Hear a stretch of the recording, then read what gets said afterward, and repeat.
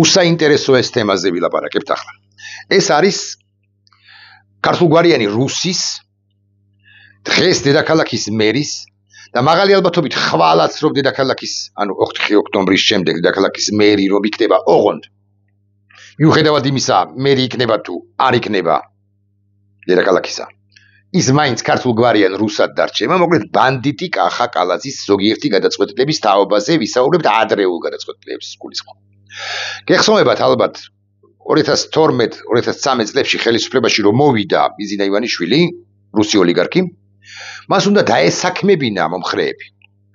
არა რიგითი მომხრეები, არა მხოლოდ რიგითი მომხრეები, არამედ მისი პოლიტიკური გუნდის წონიანი წარობადგელები. ირაკლი ღარიბაშვილი წავიდეს შინაგან საქმეთა მინისტრად. რატომ წავიდეს? ირაკლი ღარიბაშვილი შინაგან საქმეთა მინისტრად. აი ვინ არის ირაკლი ღარიბაშვილი? წოდნია? ერთი კლერკი იყო ხო საბოლოო ჯამში. მაგრამ ოკეი. ირაკლი ღარიბაშვილი წავიდეს შინაგან საქმეთა მინისტრად. სხვების ასაკვირველი დაასაქმა და კახა კალაძეზე საკითხი რომ მიდგა, სადღაც წავიდეს კახა კალაძეო, როცა იფიქრეს ეგრეთ წოდებულ გუნდში, პოლიტიკურ ელიტაში, თავარ საბჭოში და ბიზინა ივანიშვილის თვირის ხვეულებმაც წაიფიქრეს ამის თაობაზე, მოდი ენერგეტიკის მინისტრად დავნიშნოთ კახა კალაძეო. რატომ? ენერგეტიკის სფერო იცის კახა კალაძე? იცოდა? იცის? ეცოდინება?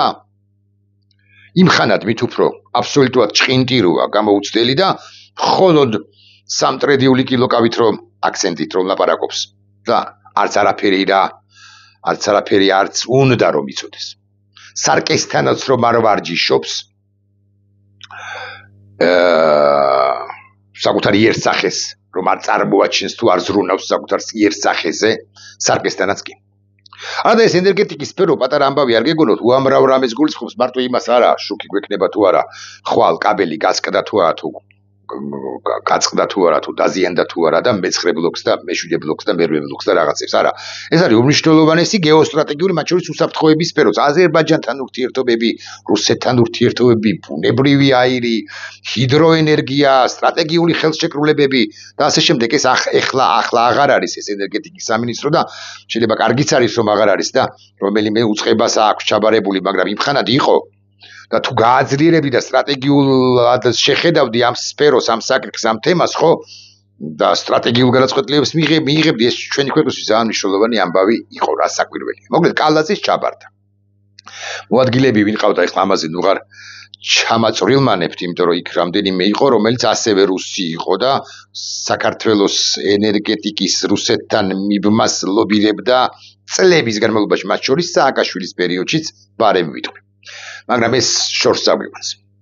მოკლედ კალაძის ჩააბარეს და კალაძემ გადმოხედა საქმეებს და დაიწყო აღმოაჩინა რომ ჯერ კიდე შევარდნაძის დროს თბილისის ელექტროგამანაწილებელი ქსელი თელასი და მდინარე ხრამზე 2 ჰიდროელექტროსადგური რუსული კომპანიის ინტერრაოს ფლობელობაში იყო გადაცემული.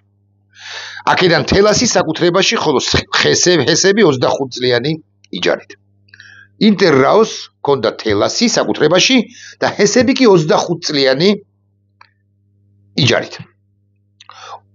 წავიდა შევარდნაძის პერიოდი. 2011 წელია, რა ხდება? ხრამის სადგურები ხელისუფლებამ მიყიდა რუსულ, ანუ სააკაშვილმა უნდა ვთქვათ ხიათ, ხო? ყველაფერზე უნდა ვილაპარაკოთ. ხრამის სადგურები მიხეილ სააკაშვილის ხელისუფლებამ მიყიდა რუსულ კომპანიას 104 მილიონ დოლარად. იმ პირობით, ოღონდ პირობებიც არის ჩადებული იქ, რომ ეს კომპანია ხრამზე აშენებდა კიდევ 3 ჰიდროელექტროსადგურს. ძალიან მნიშვნელოვანია, რომ ჩვენ თვითკმარი სახელმწიფო ვიყოთ. ენგურხესი არ ყოფნის, მხოლოდ ამ ჩვენს თვითკმარობას. უნდა გქონდეს ნაკლები იმპორტი და შესაძლოა უნდა გქონდეს ექსპორტიც კი, ანუ ვყიდდეთ იქით ელექტროენერგიას, მაშინ როცა სხვა ქვეყნებს უჭირთ, მეზობელ ქვეყნებს სასაკვირველია, თუმცა იქ უამრავი ამბავია, მაგრამ მაინც და მოკლედ 104 მილიონ დოლარად მიყიდა რუსულ კომპანიას სააკაშვილის ხელისუფლებამ, იმ პირობით რომ ხრამზე აშენდებოდა კიდევ 3 ჰიდროელექტროსადგური და 2016 წლამდე განახორციელებდა ხსენებული კომპანია ინვესტიციებს 193 მილიონი დოლარის ოდენობით. ანუ 104 მილიონი ეგრევე მიიღო ბიუჯეტში და პირობა მიიღო, რომ 193 მილიონს კიდე დახარჯავდა ეს კომპანია. ამ ხელშეკრულების მიხედვით ელექტროენერგიის ტარიფი არ უნდა შემცირებულიყო 15 არ უნდა გაზრდილიყო 15 წლის განმავლობაში.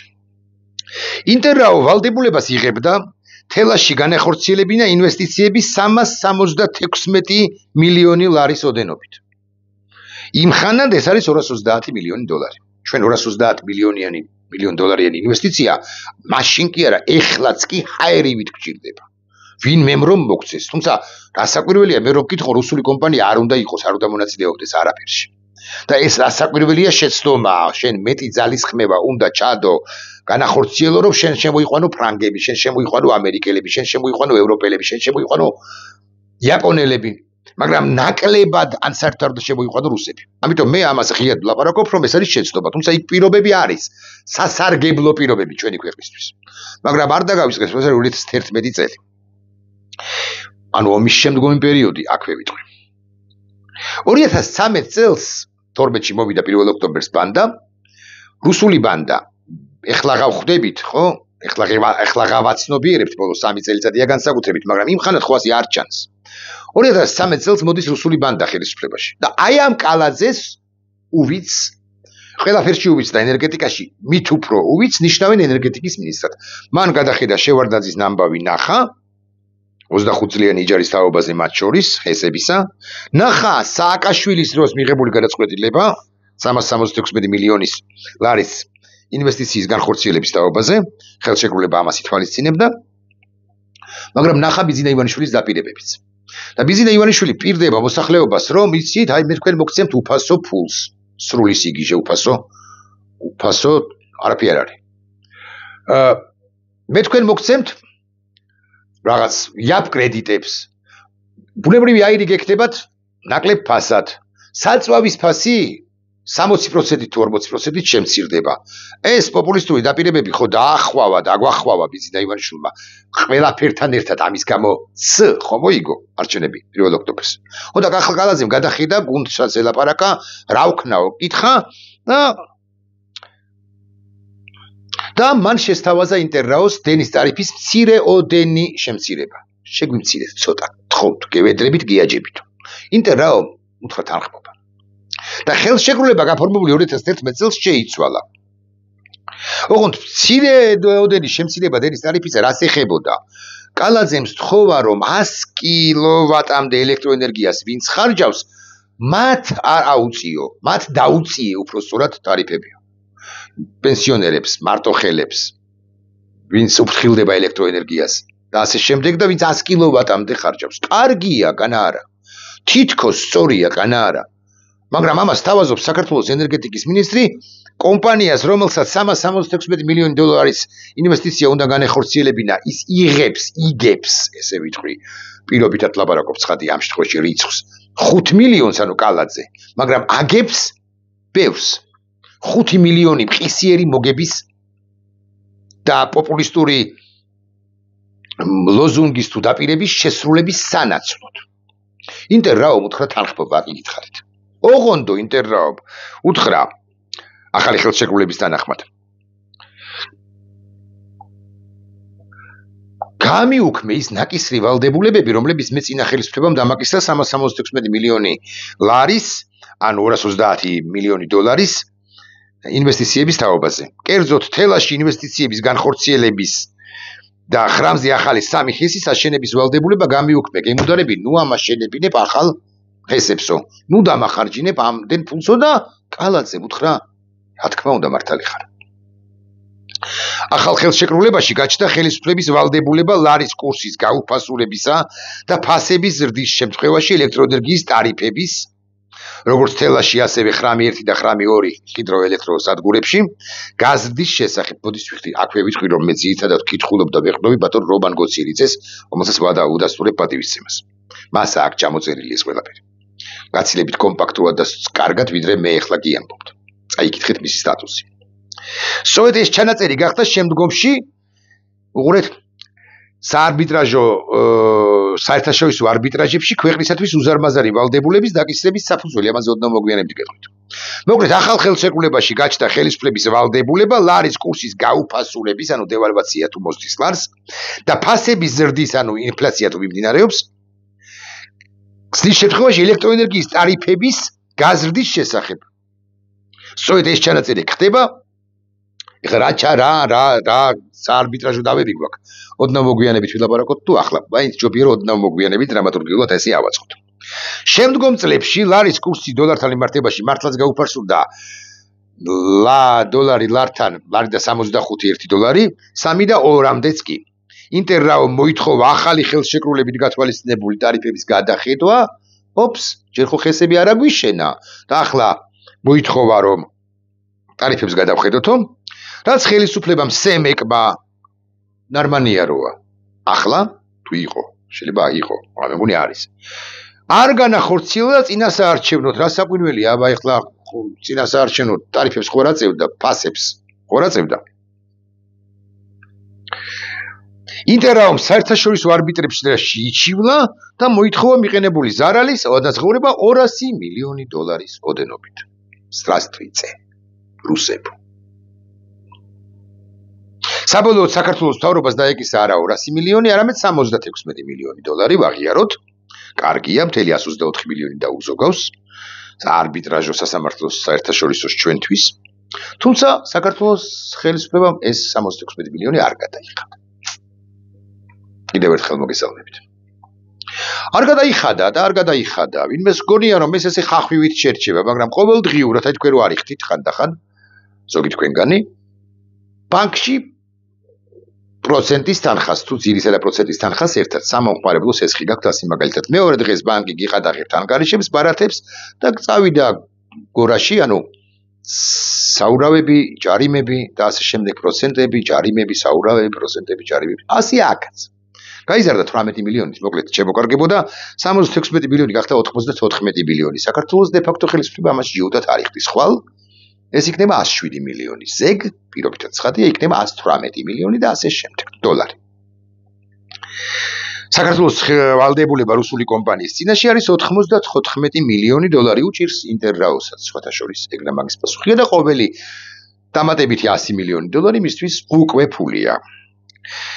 მაშინდელი ენერგეტიკის მინისტრის კახა კალაძის მიერ ხელშეკრულებაში შეტანილი ცვლილები დღემდე არის საიდუმლო ამასთან.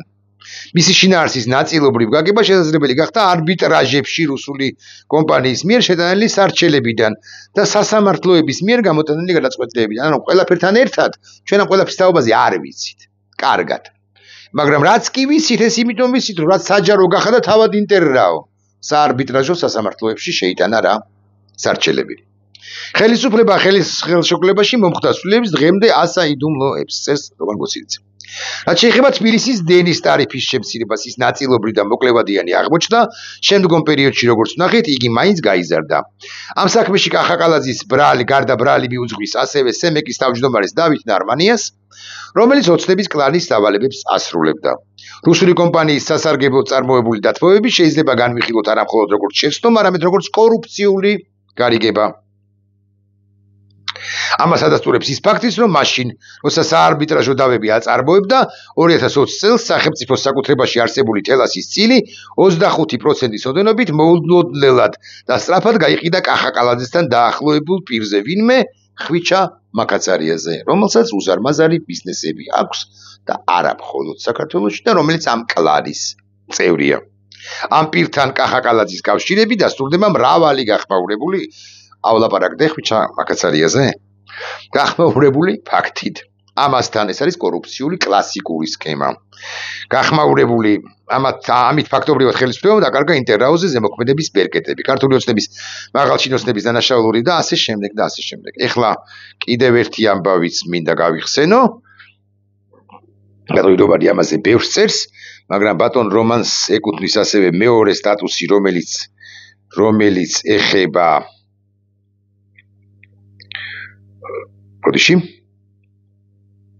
ნამახვანი ხეს დამოუკიდებლობისა ვინ ვისი მომხრე ვარ და ვინ რისი მომხრე ვარ და ვინ ვარლამ გორალერთიანს ვიმტირით და ვინ სხვას ხო თავად ნამახვარ ხელს ამას არ აქვს ხამნიშნულება მოკლედ ისიც თქვი რა ამბავი სიყვამ ნახვან ხელსთან დაკავშირებით ადამიანები ერთმანეთს უპირისპირდებოდნენ იქ რაღაცა ხეობის მცველები თუ რიონის მცველები ჩაბოდიოდნენ თბილისში იყო აქციები ბევრი მათ უჭერდა მხარს ბევრი რომ ვარლამ გორალერთიანს საერთოდ ჩვენ დროების გმირად მიიჩნევდა ბევრი სუსტან შეკრულ პირად მნიშვნელობა არ აქვს როგორც იყო ისე იყო და ასე შემდეგ გაჩერდა ამასთან ძალიან მნიშვნელოვანია რომ კომპანია NK რამდენადაც მე ვიცი ბოლომდე ძალიან ანუ NK რომელიც თურქული კომპანია იყო და რომელიც აშენებდა ამ ნამახვანხელს და სრული გარანტია ჰქონდა ხელისუფლებისაგან მიცემული რომ ასაკვირველი არანაირი პრობლემები არ შეექმნებოდა მოკლედ ეს შენი NK მიუხედავად იმისა რომ ძალიან კულტურულად მოქმედებდა და არც არაფერს არ აშავებდა ანუ არ გადადიოდა შეტევაზე ხშირ შემთხვევაში და მაქსიმალურად წელავდა დროს რომ იქნება და მოეგვარებინა ეს პრობლემა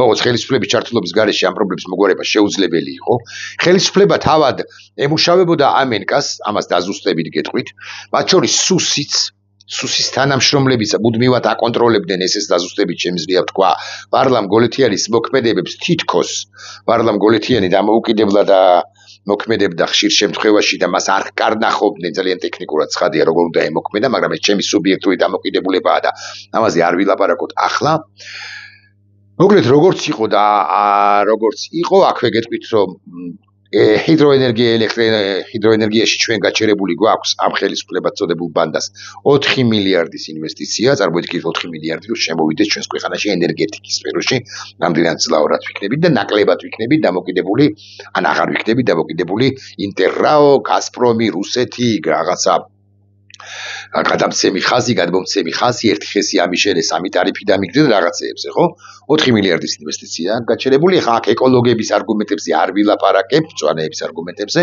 მათ ალბათ აქვთ თავიანთი არგუმენტები ამის ყველაფრის ნორმალურ ვითარებაში ნორმალურ ხალხთან დალაგება შეიძლება რასაკვირველია შეთანხმება დალაგება სწორი ექსპერტიზის გაკეთება სწორი მონიტორინგი ბუნების არ დაზიანება ნაკლებად დაზიანება არ დაზიანება ისე რომ ხესიაშენს ამ თემებს არ შევეხები მაგრამ ამბავი ის არის რომ მოკლედ ამათმა გააგდეს გაუწყვიტეს NK-ს ხელშეკრულება და NK-ც გაგიჟდა ბჭყალებში ცხადია და ისიც წავიდა საარბიტრაჟო სასამართლოში იცით თქვენ და ვაშინგტონის სასამართლოშია პარიზის სასამართლომ კი 380 მილიონი დააკისრა საქართველოს ვაშინგტონის ჯარიმებიანა 440 მილიონი დოლარი გახდება მალე ეს ყველაფერი ამაზე მაინც ილაპარაკეთო წერს ბატონი რომანი მაგრამ ერთი სკალაზიან ღერბაშვილი ვერ გაუბედავს საზოგადოებაში გამოჩენას უნდა უთხრა გაიხო მაგრამ აქ ძალიან მნიშვნელოვანი 440 მილიონი დოლარი წარმოიდგინეთ ეხლა გავამბრავდოთ 440 მილიონი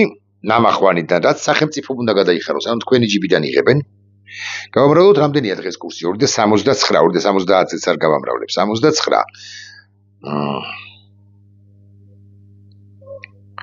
440 მილიონი ესე იგი ეს არის მილიარდ 183 მილიონი ლარი. ამას მიუმატოთ, გავიხსენოთ რამდენი იყო 78 პლუს 96 თორცდები. 96 გამრავლებული 2.69-ზე. მილიარდ 451 მილიონი ლარი აქვს გადასახდელი სახელმწიფოს ორი კომპანიისთვის, NK-ისთვის, რომელთანაც წაგებული აქვს დავა და კიდევ ელის დავა, ერთი რომელიც ასევე წააგებს და მეორე ეს არის რუსები რომელთაც თვითონ არასოდეს არ უნდა მიგვეცა ჩვენ არანაირი სტრატეგიული ობიექტი აქვე გასაკვირველია გავაკრიტიკოთ წინა ხელისუფლება 2011 წელს მიღებული განაცხადება და მოუგებად იმისა რა პირობები იყო ჩადებული იმ ხელშეკრულებაში მაგრამ მით უმეტეს გავაკრიტიკოთ ეს ხელისუფლება რომელმაც აი ესე თამაშობაში არც ესები ააშენებინა ამ ინტერრაოს და მას ჩვენით манипуლირების ან ჩვენზე ზემოქმედების შესაძლებლობაც მისცა. მილიარდ 451 მილიონ ლარად რა შეიძლება გაკეთდეს ჩვენს ქვეყანაში როგორ გონიათ. ბოდიშვიხი აქვე ვიტყვი რომ მათ შორის მთავრობა და პარლამენტი და სალკეული სახელმწიფო უწყები პარკს ანახლებენ ახლა. აი ავტოპარკს. და ახალი მანქანები უნდა შეიძინოთ, როგორ ეკადრებათ ეხლა ძველი მანქანებით. და აქვე გეტყვით, რომ ჩვენ სამაშველო თვითმფრინავი ეხლა ხო იყო თუშეთში, თუ არ ვცდები ხანძარი და მიუვალ ადგილებში ტრაქტორი ვერ ადიოდა, კი ჩააქრეს, ლიკვიდირება მოახდინეს, მაგრამ როგორ ჩააქრეს? თურქეთიდან უნდა გამოიძახო ან აზერბაიჯანიდან ჩვენ ვერტმფრენები და ჩვენ გვჭირდება ერთი პარკში ერთი 10 ვერტმფრენი მაინც რომ ამ რთულ ერთის მხრივ რელიეფურ და მეორეს მხრივ კლიმატურ პირობებში ადეკვატურები იყვნენ ჩვენი მაშველები, რომლებიც ძალიან კარგები არიან. მაგრამ ამასაც დავანებოთ თავი. 1.400.000.000 ლარი, რა შეიძლება გაკეთდეს გარდა ვერტმფრენების ყიდვისა. ამით შეიძლება სახელმწიფო მაიღოს მთლიანად თავიდან ბოლომდე საკუთარ თავზე ანაკლიის პირველი ფაზა. პირველი ფაზა შეიძლება მეორესაც კი გადახვეს ფული. კერძო ინვესტორების გარეშე, ჩინელების, ქართველების, ბრიტანელების, ამერიკელების თუ გერმანელების თუ რუსების თუ რამის ვისის გარე. ანუ 1.400.000.000 ძალიან ბევრი რამის გაკეთება შეიძლება. აღარ ვლაპარაკობ ჯანდაცვის პროგრამაზე, განათლების პროგრამაზე, თავდაცვაზე, უსაფრთხოებაზე, ინფრასტრუქტურაზე, სოფლის მეურნეობაზე, რომელიც მე ცოტა სიგიჟე მგონია, მაგრამ ამიშროლება აქვს. მე არ ვიცი ეს სფერო. კარგად ვიცით მესმის კვალიფიციური ადამიანების რა ისიც ჯერა ისინი ამბობენ რომ ცოტა სიგიჟეა სოფლის მეურნეობაში ჩადება რაღაც ბევრი და ბევრი მილიონისა, ათეულობით მილიონისა და ასე შემდეგ. მაგრამ გავანებთ სოფლის მეურნეობას თავი ერთზეც, ხო ჯანდაცვაში შეიძლება თუ არა, განათლებაში შეიძლება თუ არა, ინფრასტრუქტურაში შეიძლება თუ არა, თავდაცვაში შეიძლება თუ არა. შეიძლება თუ არა ისეთი ძირითადი საშუალებების ყიდვა, რომლებიც ქვეყანას მის ნებისმიერ ხელისუფლებას ხო სჭირდება სასიცოცხლოდ. ეს 1.400.000.000 სხვა რამეში რომ ხარჯავდეს ეს ხელისუფლება რაღაცაში რაც არასწორი ხარჯი იქნებოდა. გააკრიტიკებ. ეტყვი რომ იცი რა არის შენ 1.400.000.000-დან 400 კი არ უნდა გადაგეხადა ინფრასტრუქტურაში, არამედ 700 და მეორე 700 უნდა მიგეცა პენსიონერებისათვის. ვიღაცა იკამათებდა, მაგრამ ვიღაცა არ იკამათებდა. საკამათოა. გააჩნია როგორი მიდგომა გაქვს, მაგრამ აქ შენ სხვა რამეში კი არ ხარჯავ. შენ ვალდებულებას იღებ რომ 1.400.000.000 მეტი, 1.500.000.000-მდე, რაც და ბევრ ამბავს ეყოფოდა, ხო? აჩუქო კომპანიებს, რომლებთანაც შენ აღებმიცემობა კორუფცია გქონდა, ეგ რა მაგის პასუხია, შენი ჯიბე გაისქელე, შენმა ცალკეულმა პირებმა. ეს ერთი. და საქართველოსთვის წამგებიანი ხელშეკრულებები დადე და წამგებიანი გადაწყვეტილებები მიიღე. ერთ შემთხვევაში ხელშეკრულება დადო ინტერრაოსთან, მეორე შემთხვევაში წამგებიანი გადაწყვეტილება მიიღო, როცა გააგდო ენკა. ახლა მე გეკითხებით. დამოუკიდებელმა პროკურატურამ. დამოუკიდებელ სასამართლოში. ისე რომ ბრალდასადებ მხარეს კონდეს ღირსეული დაცვის უფლება შესაძლებლობა. უნდა დაიწყოს თუ არა საქმე, აღძრას თუ არა საქმე მოქმედი მერის თუნდაც იმ დროინდელ, აი 13-14 წლის წინანდელ ამბავზე და უნდა წაუყენოს თუ არა ბრალი. იმის გამო, რომ მან სამსახურეობრივი უფლებამოსილებას გადაამეტა მაღალი ალბათობით, კორუფციულ სქემებში იყო ჩართული მაღალი ალბათობით და სხვა თუ არაფერი საქართველოსთვის ყველაფერს ავარებობ თავი. საქართველოსთვის ისეთი გადაწყვეტილებები მიიღო, ამ შემთხვევაში მარტო ინტერრაოს გადაწყვეტილებას გულისხმობ, რომლებიც მათ საქართველოს 96 მილიონი დოლარით, 100 მილიონი დოლარით, 250 მილიონი ლარით აზარალა. თქვენ გაზარალათ. მეც მაზარალა. ეხლა ვინმეს კომენტარებში არ წასცდეს ემან რომ აი შენ სააკაშვილს არ ვიცავ, კვლავ ვიმეორებ 2011 წელს მიღებული გადაწყვეტილება ინტერრაოსთან ხელშეკრულების გაფორმების თაობაზე თავისთავად იყო შეცდომა. დამოუკიდებლად იმისა, რა პირობები არის ჩადებული 380 მილიონ ლარამდე ინვესტიციის, დოლარამდე ინვესტიციის თაობაზე, ხო თუ ლარამდე, რა მნიშვნელობა 400 მილიონის პარგლებში. ხო, კარგია რომ ამას სთხოვს, ეს მოსთხოვა თუნდაც, მაგრამ საერთოდ ურთიერთობა არ უნდა გქონდეს წესით. მე რო ვიყო ენერგეტიკის მინისტრი, ან ხელისუფლების წარმომადგენელი, ეს ხო სტრატეგიული გადაწყვეტილებაა. მის ხალ ერთ კინკილა ხელშეკრულებასაც კი არ გაუფორმებ რუსეთის ხელისუფლებასთან აფილირებულ ან რუსეთის ხელისუფლების პირდაპირ თუ ირიბად კომპანიებს. ამიტომ ეს არის შეცდომა სააკაშვილის. აქვე გეტყვით რომ ემან და არ მომედავოთ, მაგრამ ყოველგვარი მაგრამის გარეშე, მაგრამ რასაც ჩადის და ჩაიდინა კალაძემ, არის თორად დანაშაული. ოღონდ ბილანსშიც ვეღარ ივლის. ანუ უკი. ნახვამდის.